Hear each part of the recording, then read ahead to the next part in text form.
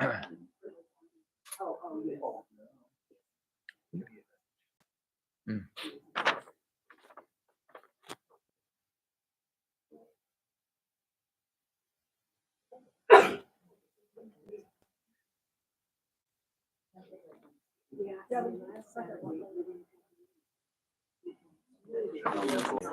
Okay.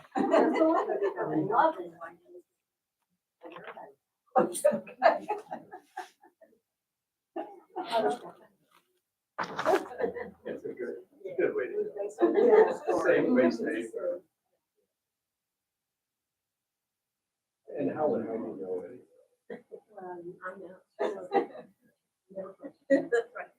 Tom, I'd be great Oh. president of Oh. the Granville Historical Society. Oh, So okay. it's good to meet you and thank you Nice to so meet much you. for coming. So glad to kind of fill everybody in on what we're trying to accomplish and all the things that are going to be going on. Yeah, I appreciate you coming. Oh, thank you. Great. Yeah. I think we'll get going soon. It wasn't quite 7, I think. Yeah. Yeah. So All right. we're going to be next May. We're going to be marking the last 5 graves of Revolutionary War soldiers in Old Colony.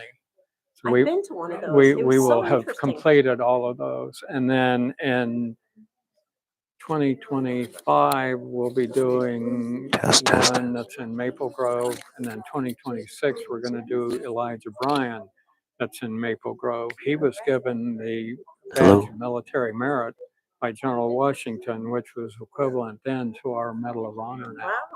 Now, I don't know how many people realize that. No.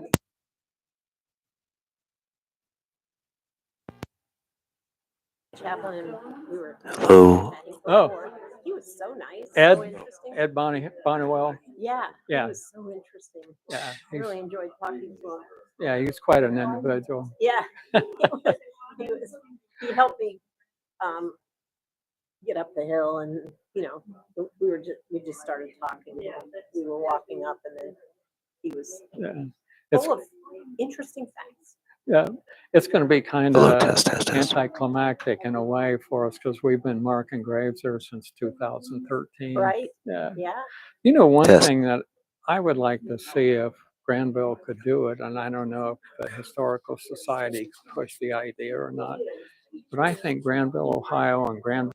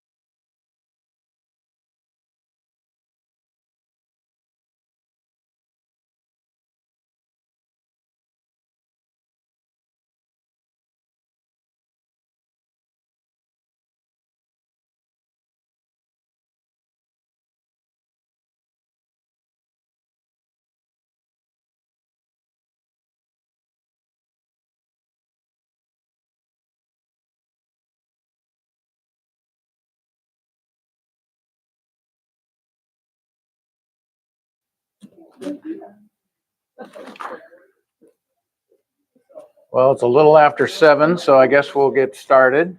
Welcome, everybody, and thanks for coming out on a nice, crisp evening. I'm Greg Dixon, along with Chuck Peterson, Program Director for the Historical Society. If you are a member, you probably got word that we just hired a director. If you're not a member, you may have met her already anyway. She's everywhere now, but Karen Bailey is our director.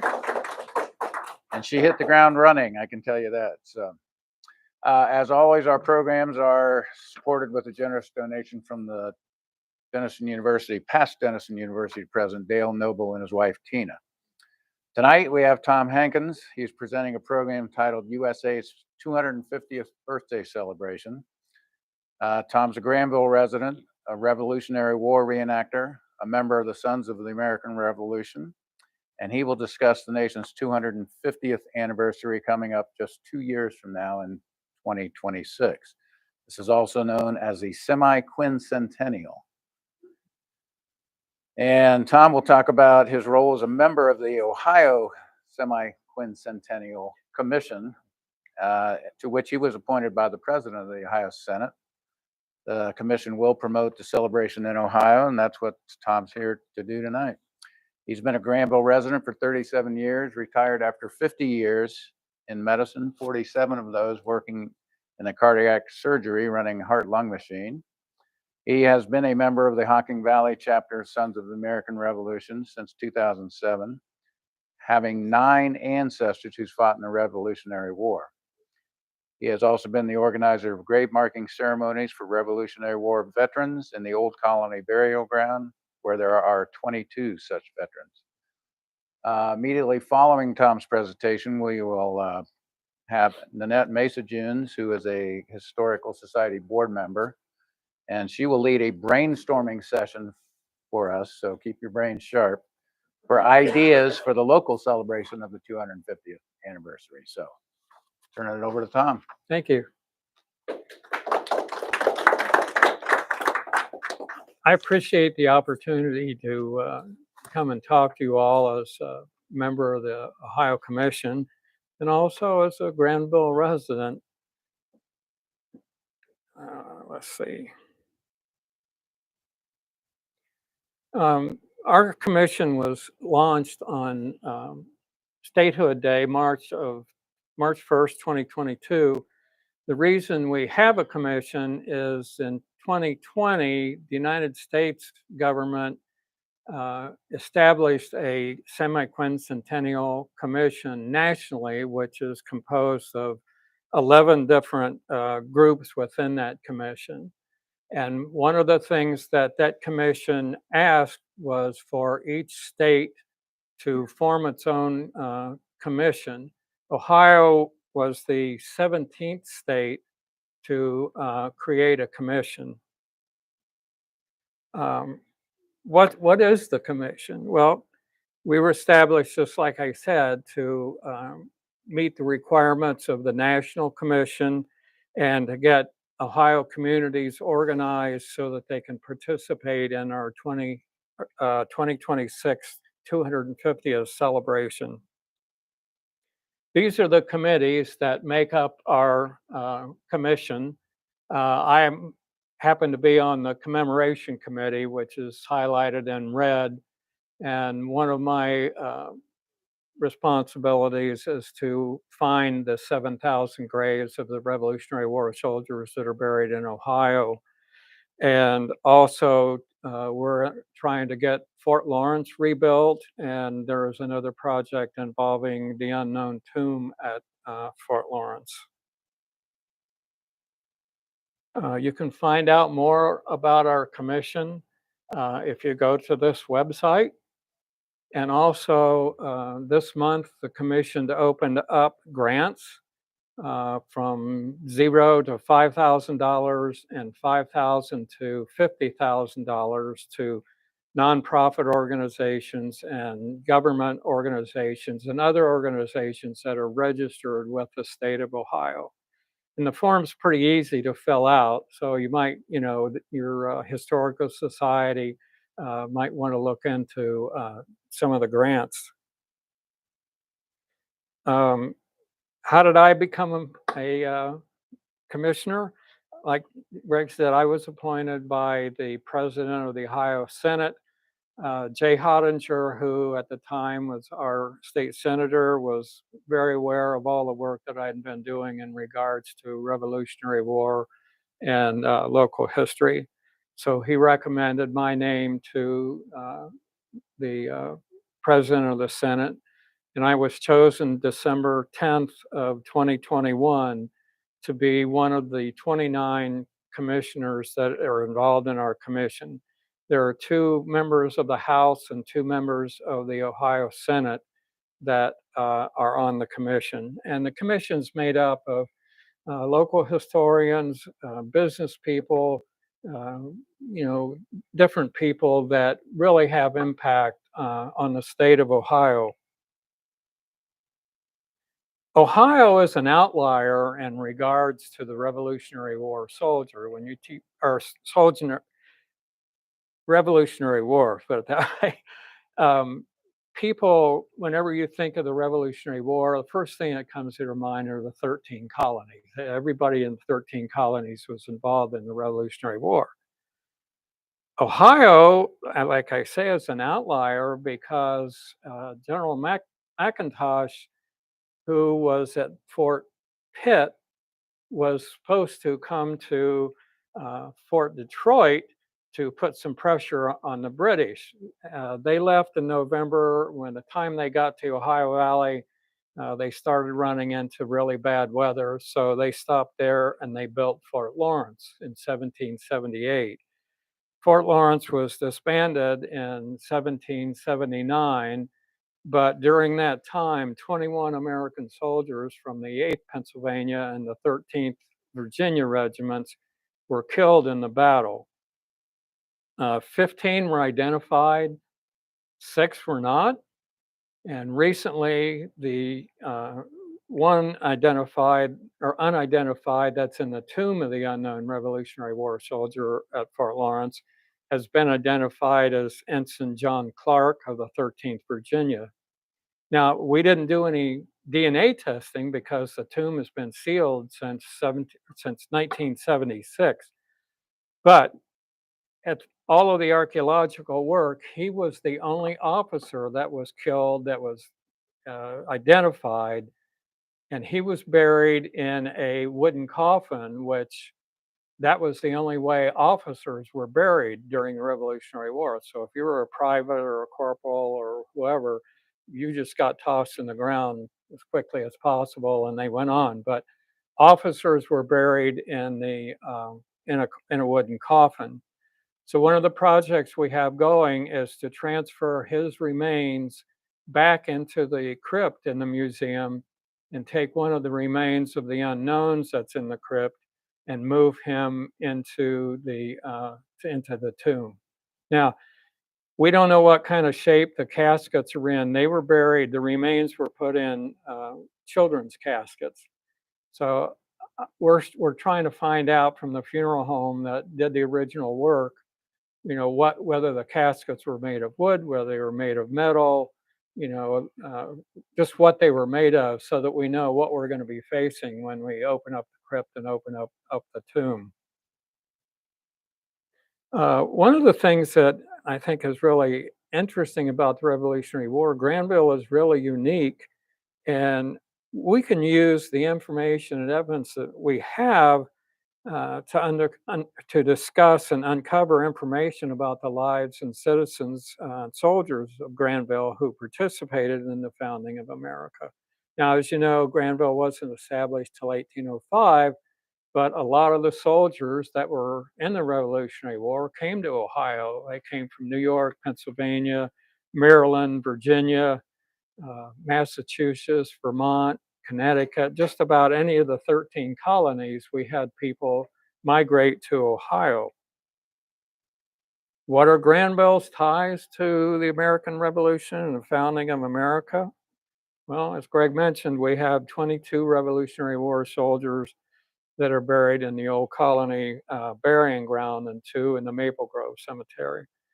In May 3rd, or on May 3rd of 2024, we will be holding a ceremony marking, the SAR will, marking the last 5 graves of the Revolutionary War soldiers that are interred in the old colony. In 2025, we will be holding a ceremony in Maple Grove to honor one of the soldiers there. And then on 2026 in Maple Grove, we will be honoring Elias Bryan, who I'll talk about a little bit later. William Gavitt. William Gavitt is an interesting character. He's buried in the old colony burying ground. He was 15 when he enlisted in the Continental Navy. He left Groton, Connecticut, served on 2 ships, was captured by the British, sent to New York Harbor and was placed in a prison on Blackburn Island. He escaped there with another prisoner. They went back to Groton, Connecticut. He went to sea again, served on 2 more ships, and was captured again by the Royal Navy. And they weren't real happy this time that he was captured a second time and had escaped. So he was sent to the prison ship Jersey, which was the infamous prison ship in New York Harbor during the Revolutionary War. If you were sent to the Jersey, it was basically a death sentence. Interestingly enough, he spent 19 days there and he escaped again, went back to Groton, and went back to sea until the end of the war. He's buried in the old colony, and he was one of the few members of the Revolutionary War soldiers that lived long enough to sit and have his daguerreotype taken. And if you go back to the Newark Advocate records, Minnie Height Moody wrote a lot of stories about William Gavitt. I guess he was quite a character. And this is his gravestone. He was a member of the Masons. This is Reverend Levi Hayes, who was a fifer in the 3rd Connecticut Regiment. He came to Worthington in, was it 1804, spent a year in Worthington and came to Granville in 1805. He also is one of the last Revolutionary War soldiers that survived the war and lived long enough to sit and have his daguerreotype taken. Now, the interesting fact about that is it's really rare to have a Revolutionary War soldier that had his daguerreotype taken buried in a cemetery, your local cemetery. We have 2, which is unheard of. This is a colorized version of Levi Hayes. So now you can look into the face of a Revolutionary War soldier. And then this is his grave marker. And as you see down at the bottom, we have our SAR grave marker that we've placed honoring him. Elijah Bryan, he's the one I mentioned that was given the badge of military merit. It was presented personally by General Washington. I have his discharge papers that show that document was signed by Washington and the badge was given to him. That was the precursor of our Medal of Honor. It was used as a idea or design for the Purple Heart, but it was literally our first Medal of Honor. And this is his gravestone. In 1805, the Licking Company was founded Granville. The company consisted of soldiers from Granville, Massachusetts, from Granville, Connecticut, Granby, Connecticut, I'm sorry. And they formed they got together and they pulled all of their land bounty grants from the government for fighting in the war. And they came to the Ohio Valley and established Granville. The themes for the 250th commemoration is unfinished revolution. What type of things we need to look at that are unfinished that we need to keep doing? Power of place. Granville has a lot of power because of all the things that we have here. We the people, the American experiment, is it successful? How long will the experiment last? And doing history. We need to show how the natural environment, rivers, lakes, Great Bear Swamp, i.e. Buckeye Lake, impacted settlement and migration and the economic development for Granville and Licking County. We need to show what places are preserved today for their historic value, Old Colony, what stories can be told there. We have there's a great circle that exists here in Granville, or did exist, close to Raccoon Creek. We have a fortification on the hill at the old Jones Farm, and then we have Alligator Hill, or the alligator effigy. And that's one of the things that we can show about the indigenous people and their livings around here. I know growing up in Utica, there was a tribe, a Mingo tribe, that had a village just across the river on the south side of the Licking River. So there's quite a bit of Native American history around. Granville Earthworks are located north of Raccoon Creek and just just west of the Newark Earthworks, who recently was granted our World Heritage Site from the Adena Works, which covered Chillicothe, Newark, Granville, all of the major Adena works. And that's quite an honor. There was several years in the making that allowed that. So we're one of 16 places in the United States that belong to the World Heritage Sites. And this is an overview map. You can see the circle. You see the fortified earthworks. It's now, I believe, in a housing division, and then alligator effigy. Whoop, let me go back. Sorry, I missed that last slide.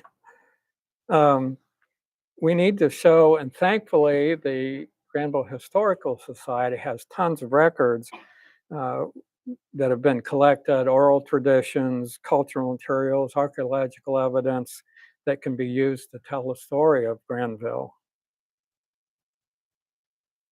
Why should you participate? Why should you care? I think this is very important. This is a once in a lifetime opportunity for us. It's never going to come again. It's an opportunity to educate newcomers to Granville and other organizations on Granville's contributions to Ohio and U.S. history. And it's an opportunity to bring community members together regardless of their political affiliations for a common purpose. There's a 250th celebration memorial sign project that the commission is working on. And the SAR, DAR, and the Ohio Commission plan to place a sign in every cemetery and a marker on every grave where a Revolutionary War veteran is buried in the state of Ohio. We also want to place a memorial sign at the entrance of every county courthouse, recognizing the fact and giving the number of Revolutionary War soldiers that are buried in that county. And for the signs that are going into the cemeteries, there will be a QR code in the lower right corner that you can walk up to with your phone, and you can scan that QR code and it'll take you to a page that lists all of the information about the soldiers buried in that cemetery with quite a bit of detailed information. This is an example of the sign that of the overlay that will be going on the sign. This happens to be from the Carpenter Kuntz Cemetery in Lancaster. And here's somebody standing. You can see the height of the sign. And like I say, we'd like to plant those at the entrance of every cemetery so people are aware. Now, Old Colony is going to be different in that we have 22 buried here, and we can't get 22 names on that sign. So what we've elected to do is we would like to put a memorial stone of black polished granite that lists all of the Revolutionary War soldiers buried in Old Colony. And we're in hopes of placing that by 2026, July 4th. The cost of the stone is $4,745, not including the installation. So far, we have $1,850 donated toward the cost of the stone. And if any of your organizations would like to donate some money to getting this stone, you can make a check out to the Hocking Valley Chapter Sons of the American Revolution. We have a special account set up specifically for that. you know, time is really of the essence. You think, well, 2026 is 3 years away. Well, it's not that far away, and we need to work as quickly as possible because it will be here before you know it. Any questions?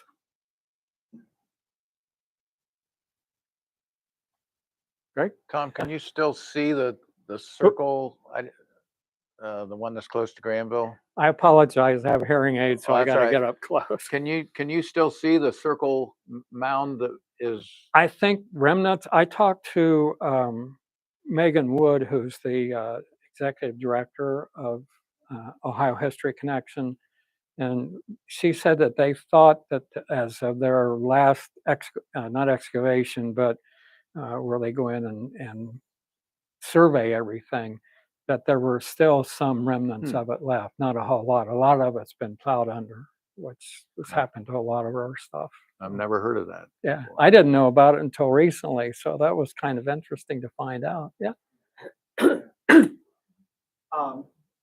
As far as grant money, I know I'm on the community foundation board in Granville. Certainly, the historical society puts in a grant request, or somebody writes up a grant request. That'd be a perfect type of an item. And whether, again, you're going to display it If 3 years down the road, I don't know when you want the money. if you go on, oh, you mean for us for the gravestone? Yeah, for the big gravestone. Whenever. I mean, we'd like to get it, you know, as soon as possible, but you know, you get it when people can afford to donate to you and everything. Because like I say, we have a special account set up specifically for that.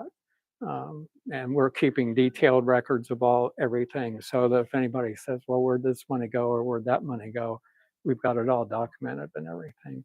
But if for your organizations, if you want to go to the Ohio Commission website, you can scroll down and click on the link that takes you right to the grants. And there's an explanation of what all you have to fill out. And then there's a form that you can go to and you can fill it out. And they look for the grants to be awarded, I think, mid-January coming year.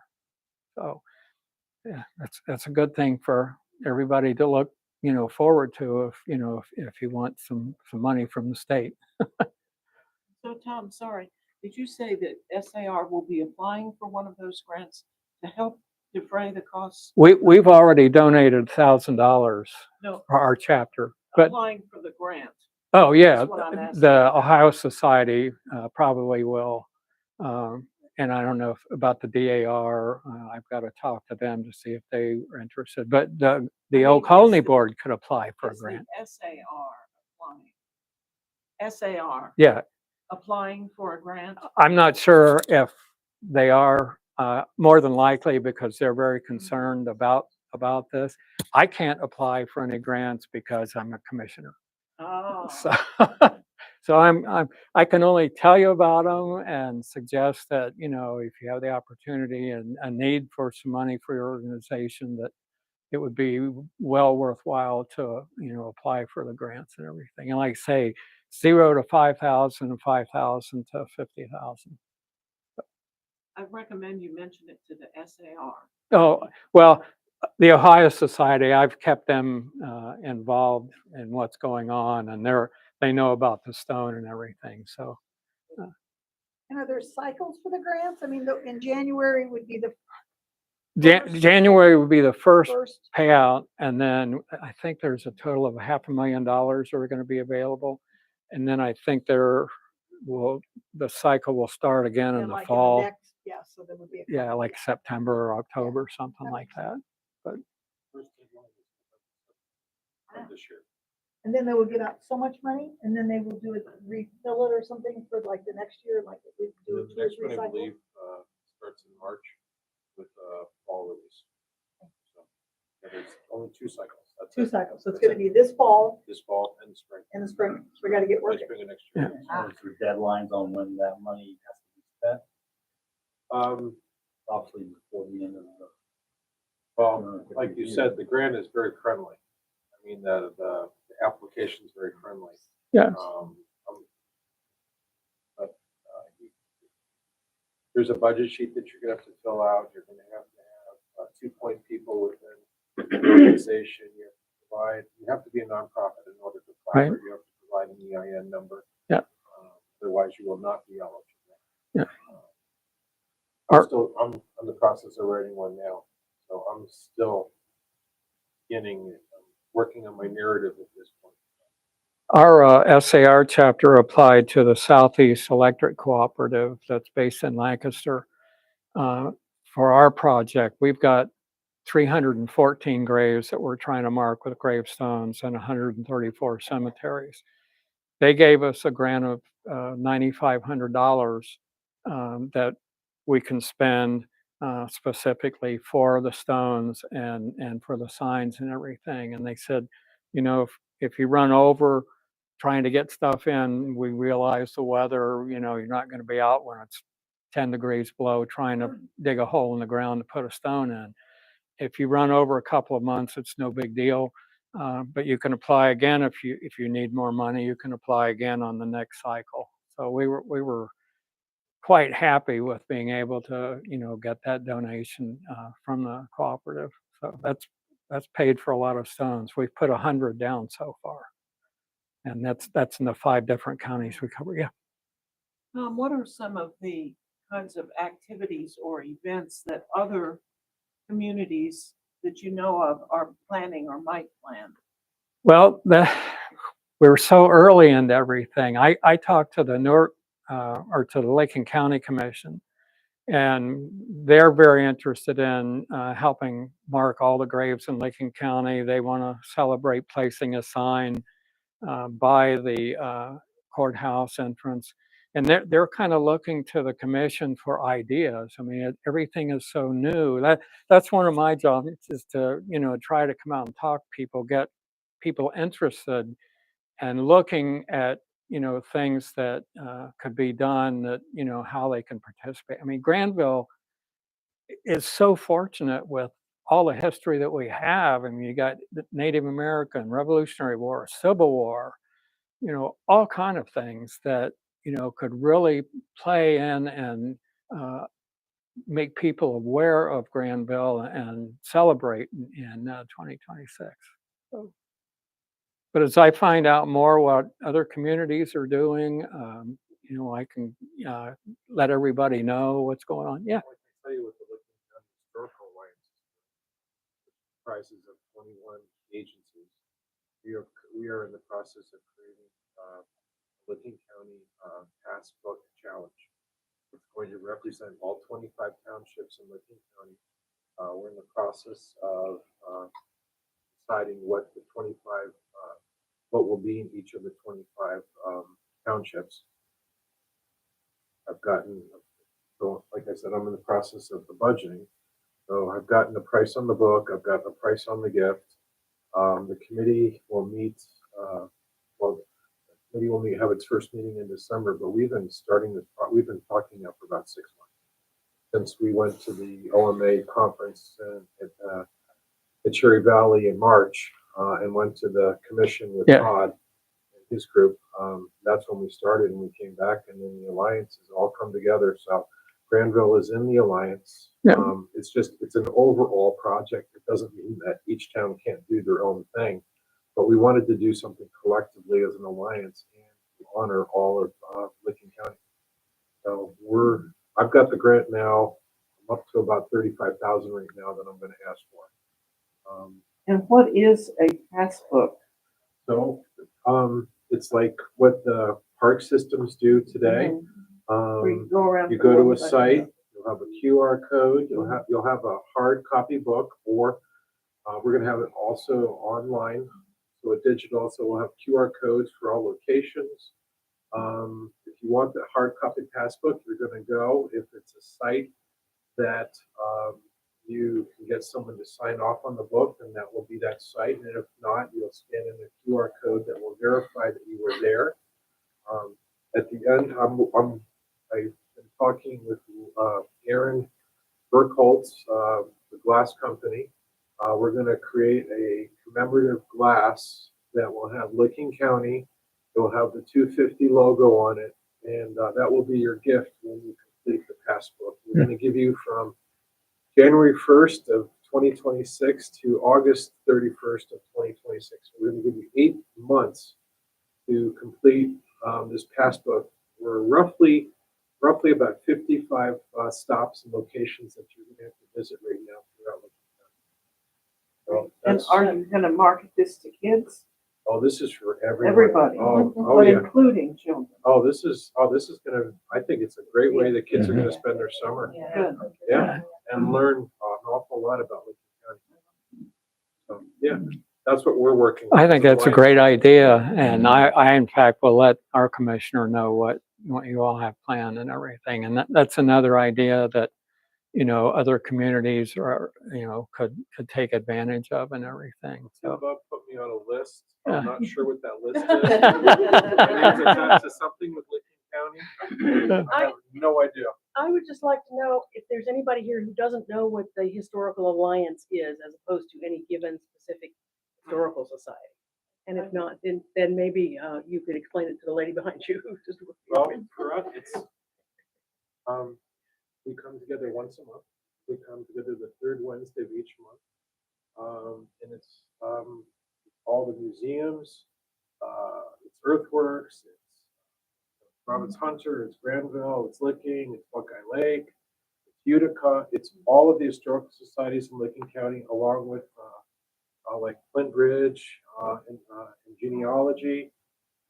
It's a group of people that we come together on once a month, and I could joke with you and say it's like a support group Yeah. to some degrees, but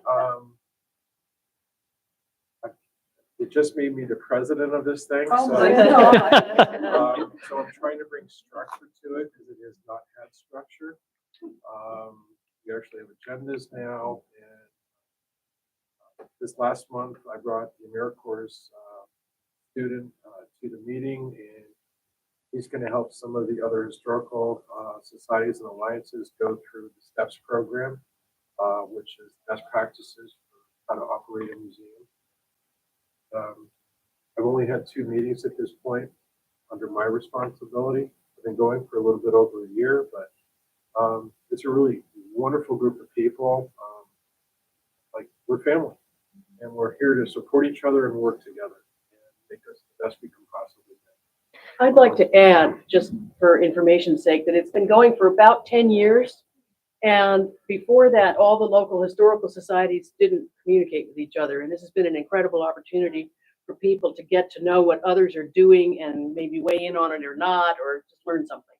Really terrific. And on a statewide level, we are probably one of the most cohesive groups in all of Ohio. That really are committed to come together on a monthly basis. So, and you're all welcome to come to a meeting. Our next meeting is going to be on the 15th. It's a Wednesday. It's at 10 o'clock, and it will be in High Zoo. So, if there's anybody that wants to come. As long as you're a 501c3 organization, No, volunteers are always welcome. you Community can, people are always I would suggest you apply to the commission for a grant. Well, I'm going to have my, I spent 4.5 hours today working on the narrative. with my board members.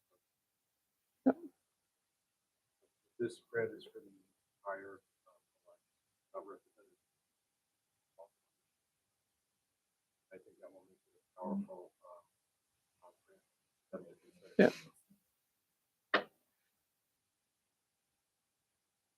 I got one more question. Yeah. How is this going to work when you disinter the unknown soldier? Like, that's not going to be a public event, is it? Or Yes, it is. Okay. Yeah, it's going to be very formal and very respectful. We looked, we could find no descendants to do any kind of DNA testing. Like I say, the tomb has been sealed since 1976. But we plan on having the old guard pipe and drum corps. Hopefully, the Secretary of Army will be able to attend and be a speaker.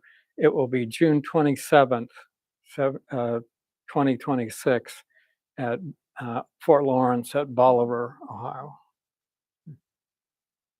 And And what again is the purpose of disinterring the gentleman?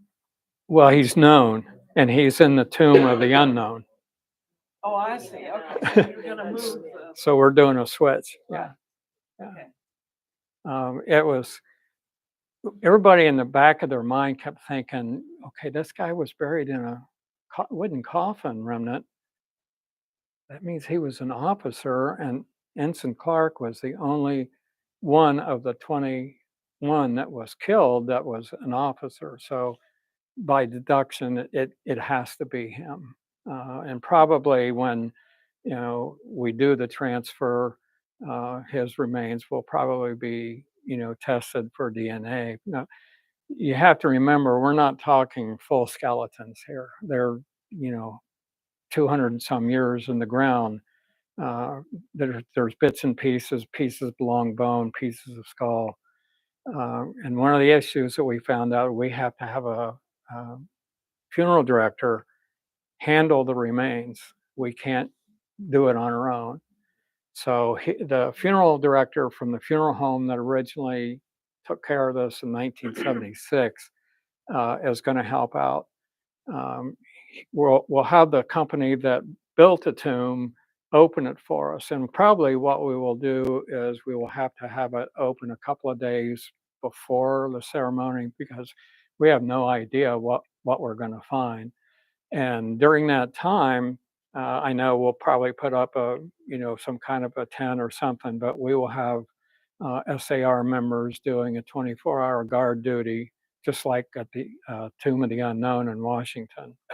And then when his remains are transferred to the crypt, then we will have a wooden period coffin made that remains, one of the remains that's in a baby's casket in the crypt will be transferred to a period coffin. And then his remains will be transported to the tomb. We have a horse-drawn caisson that will be utilized, both directions and everything. So it's going to be a very very important ceremony, just like recently with the reburial at Camden, the 14 Revolutionary War soldiers that they found. I don't know if you've seen the video of that on YouTube or anything, but it was pretty amazing. So that's our plans, and if you have any questions or need anything, I'm more than happy to give you my cell phone or my email address. Um, so feel free to contact me anytime. And if you have suggestions, it's like, well, here's a better way to do it. Well, we're happy to hear that. If any great ideas, about doing that. And I would like to say one thing, since Lynn's here. Our chapter owes an awful lot to Lynn for Absolutely. all the work that she has done since 2013. All the volunteers. Yeah. But she's been our guiding light, so to speak, making sure that things were approved, making sure we had the right graves when there were two names. And we couldn't have done it without her and the people that have helped in the cemetery. And I really want to thank you for that. Well, thank you, Tom. Really, it's hundreds over the years, hundreds of volunteers. I look around and I see them here, and all over the place. I have a quick question for Yeah. you, and that is, you talk about 22 Revolutionary War soldiers being buried in the old colony. Yeah. How do you know? I've seen lists that vary widely as to how many and who they are. And what do you believe? I got my official number Uh, from Suzanne Kennedy, okay. but there are two that are supposed to be buried in Old Colony, but nobody knows where. the stone One is is yet. Nathan Allen, Mhm. and the other one, help me out, Lynn. I can't come up with it. Uh, The 22 are verified. Yeah. Okay, so there might be By 24. Suzanne, Yeah. Who has researched Good for her. all the sources and all the records and worked it all through. And we put a lot of faith in her. judgment on the documentation on it. There are 2, 3, 4 other allegations, Yeah, but if you can't come up with documentation for it, you really can't. Come up yeah. One of the ones that was supposed to have been buried there was John Edwards, but he's actually buried in the Union Station Cemetery along with John Coulter. Okay, I just Yeah. curious. Thank you. Believe me, there's been a lot of trial and I'm sure tribulation there on trying to has. establish that 22. Right. Any more questions for Tom? I'm sure he could go all night if we keep asking. That's Well, all. thank you, Tom. Thank you. Appreciate it. I learned a lot. Now we'll turn it over. Actually, we've started to do. Yes, what we we're gonna have. do, Yes, which you need to was go. Talk about people's plans. And Chuck asked me to help do this. Chuck is the chair of our program. Along with. I'm the newbie. I know just enough to be dangerous. So we know what the alliance is. And Chuck goes to all the alliance meetings, Thank and our chairman goes to. And also, you're well. So I'm very loud. Do you want me to use this? Oh, no, that's right. We're recording. Okay. So we know what the alliance is doing. So one of the things we just wanted to start talking about is where are we in our plans around Granville? Who's different organizations? GHS is here. The Kiwanis are here. Licking County Alliance and the Licking County Historical Society are here. Who else is here? Oh, Hebron Historical Society. So you guys are here. Hebron too. Okay. So we just, in all honesty, the Historical Society in Granville is just starting to think about what we're going to do. But we've had to start having conversations. So one of our thoughts was how far is other people's thinking? And the other thing is, and I thought this was good. This came from Chuck. Are we going to have like a clearinghouse in Granville for all the different overlapping things that we might do in 2026? So there's somebody kind of, we all kind of, you don't report to them, but you, so we've got some organization. Are we all just going to do it like, free for all? We could go free for all. So Lisa, isn't there an organization already that kind of does that? Through the chamber? No, Sure. The programmers committee. Yeah, The program, yeah. So it's not. So several years ago, we started it, several organizations, the museum. It puts out the October Tricks and Treats postcards and all those different kinds of events. And so they meet quarterly. And the Robin Center Museum, with Wendy Patel, the library, the rec district, the school. well, that's a good clearinghouse. So they meet quarterly, and Denison, and it really was to begin to do just To that, so organize. people would not so we can help each other, and also not replicate what other Right. people were doing. So that would be a great That would be clearinghouse. great. Great kind of organizing clearinghouse. The programmers committee. Oh, that's great. Wendy Patel at the library. Wendy Patel. Yeah. Patel. Is it like Patel, or is it different? B-I-T-T-E. Yeah, What? B-I-T-T-E-L. Bittel. She's like Bittel, like a community Bittel. outreach. She's like Okay. community outreach. Oh, that would be great.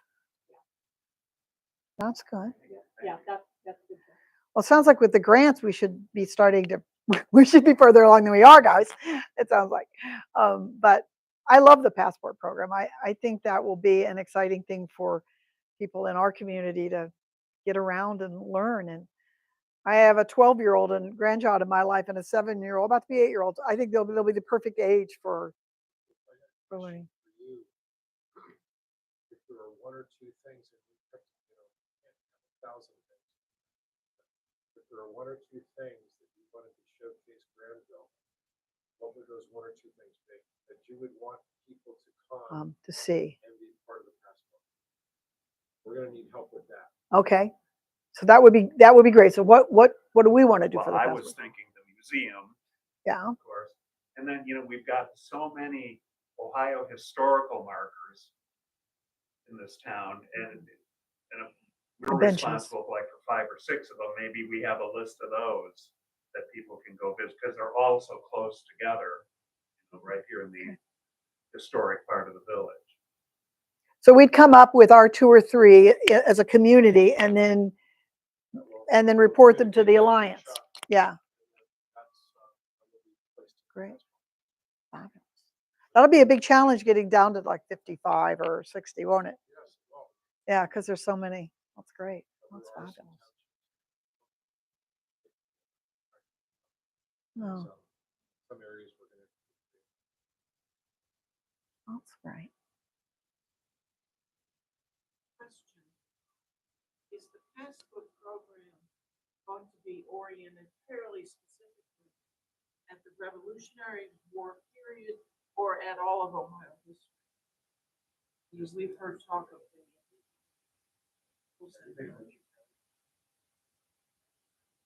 of importance to Ohio. Ohio history at large. What role? Okay. Talk about now is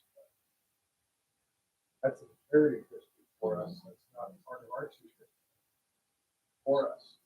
We also have to be mindful of that. To not honor the great circle, not to say either it will be an agenda or something. That's what others know will be posted. But we really ask what's in our country. What impact, like the national road, first road going through Lincoln County, first through Ohio. Might send someone to a marker and have them take a picture of the marker. So you're seeing it as basically 150 years. Yes. Okay. Yeah, Gotcha. That's good to know. So it's a 250 years.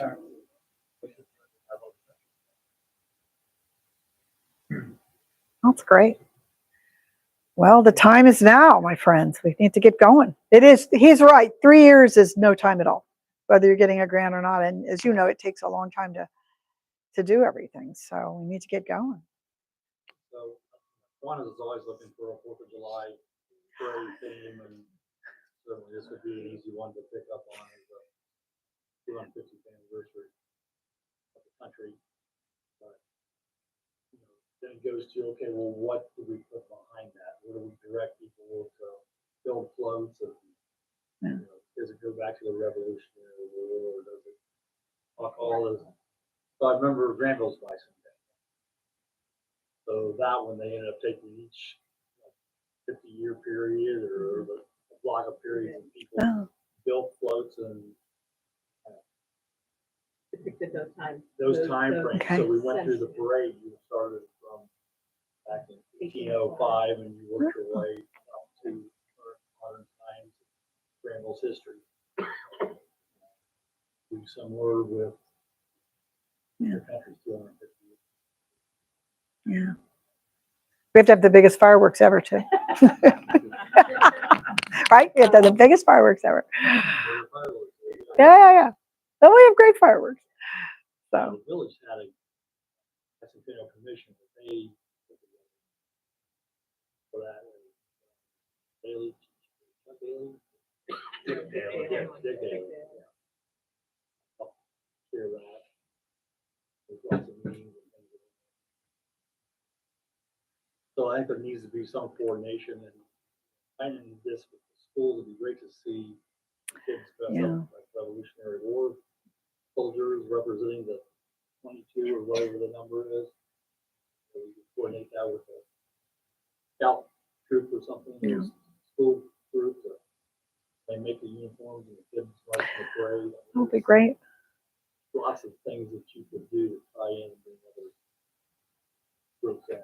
So one question would be, in addition to the programmer committee, do we want to have a village commission that is working on I'm going to call it the bicentennial till I fall back. 250. I can't say semi-sesquicentennial.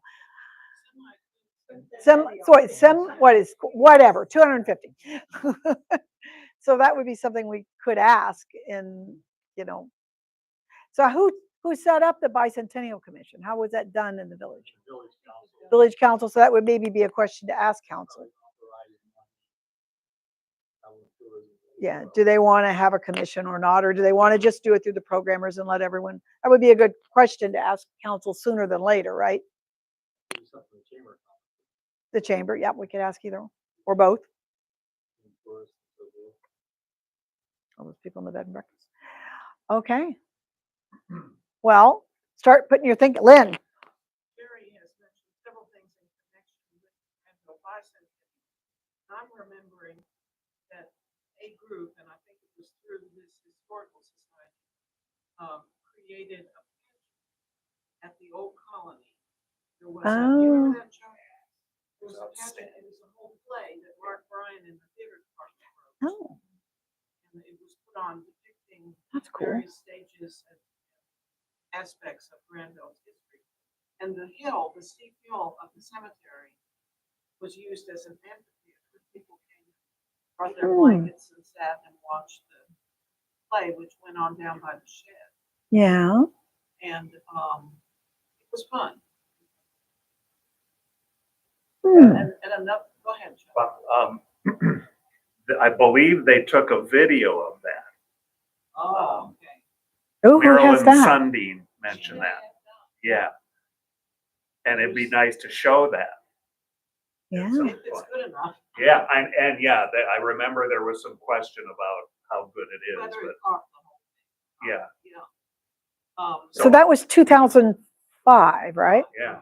So that's going to have been 20 years ago now. That's a generation of people. You could also talk about restaging it or doing a new one, or yeah, I mean, in addition, just because that's 20 years is a long time for it's a generation of people.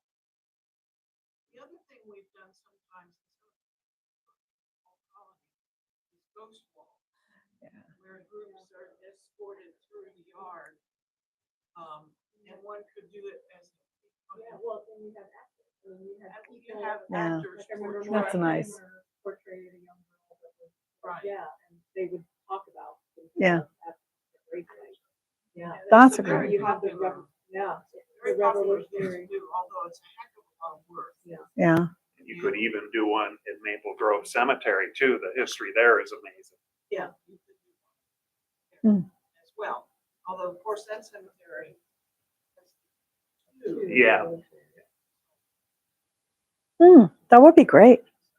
I'm not volunteering. Yeah, no, we're just, but I mean, no, Lynn, you were volunteering. No, if you bring the idea up, you volunteered. Sorry, no. Yeah, People don't want to stand up in front of other people and talk. try to carry.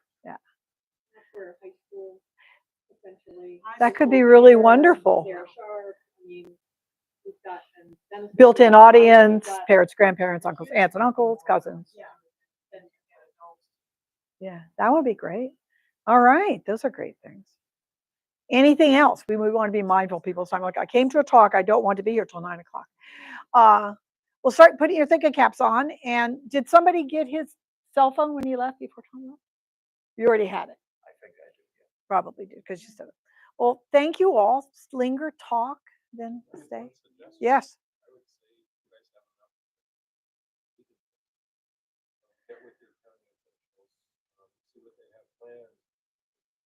Go to the table first, you go Yeah. to them, tell them that we would like to play a leading role in this. Right. And organize. Great. That's a good one. I just remembered was he said before his talk, you guys have an opportunity that is a sister city. That's way beyond what I want to do. But maybe something with Granville, Massachusetts. Oh. Ooh, write that down. That's a kind of a good thing. Sister city thing. Yeah. Permanently, which is That's a what great you're idea. suggesting. But, That's a great idea. Some kind of a celebration. Do that with the bike. Yeah. Oh, did you? Okay. So we may still be considered there. Yeah. See, Okay. that was 20 years ago. We all can't remember. Huh. So, that's a possibility of, celebration. That's a great idea. So what can we use from the bicentennial that's relevant, that we would update, that we would do different things? That seems to be one of the themes that people are mentioning. All right. To me, it's, you gotta figure out where you're just focusing back to 1770. Yeah.